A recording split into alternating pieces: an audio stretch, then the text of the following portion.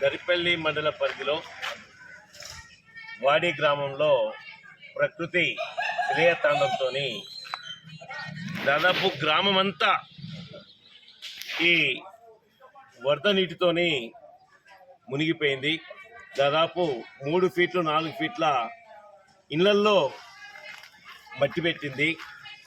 నిత్యావసర సరుకులు అది జీలకర్ర నుంచి మొదలుకొని ఉప్పు నుంచి మొదలుకొని అన్ని రకాల బియ్యము పప్పులు నూనెలు అన్నీ కూడా గంగలో పోయినాయి.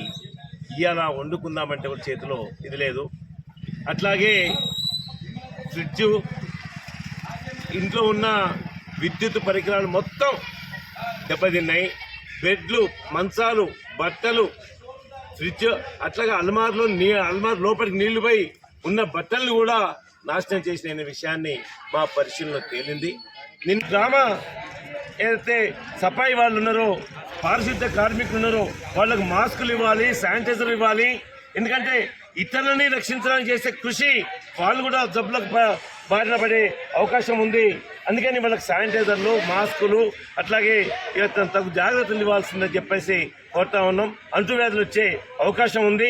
ఈ అంటువ్యాధుల బారి నుండి కూడా వాళ్ళు రక్షించాల్సిన అవసరం ఉందనేది, అట్లాగే ఈరోజు కలెక్టర్ మరొక్కసారి విజిట్ చేయాల్సిన అవసరం ఉందని చెప్పేసి పంట నష్టానికి ₹1,00,000 ఇల్లు రిపేర్లకు ₹50,000 మేము డిమాండ్ చేస్తూ ఉన్నాం.